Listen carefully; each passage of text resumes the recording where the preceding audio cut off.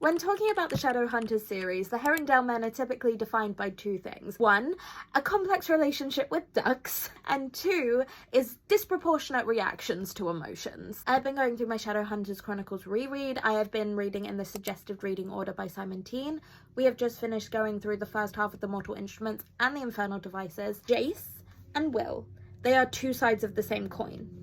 Let's talk about it. So Jace is literally defined by that quote: to love is to destroy, and to be loved is to be the one destroyed. Jace is taught that love is hurt, it's harm. He was abused by the man he grew up with, thinking was his father, thinking he loved him, and he was taught that his worth was being a warrior. And in many ways, Jace weaponizes himself to try and avoid the destruction of love. This happens kind of in two ways. One, he focuses and prides himself on being defined as the best shadow hunter of their age, of being a superior warrior. And two, he uses himself as a personified weapon in his barbed words to distance himself from other people. The reason he's doing that is in part, yes, because he doesn't want to destroy them, but because he thinks that his love has destroyed others in the past and thus does not think himself worthy of love. So he denies himself love by distancing himself from others. On the other side of the coin, we have Will. Now, Will believes he has a curse on him that means anyone who loves him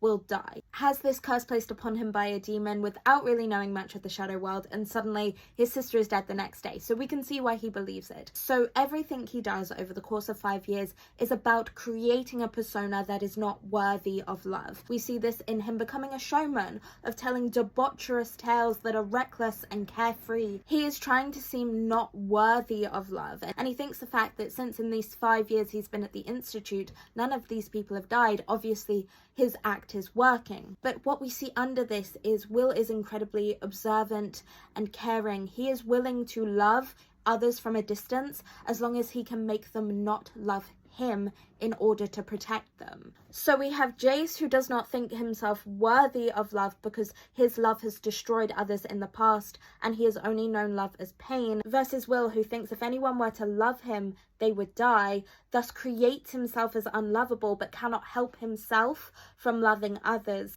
The tragedy of it though, and what we see unfold throughout their series, is that they have such a capacity for love and such a softness for love that they do not allow themselves access to for the longest time. If that is not the definition of Herondale men, I don't know what is.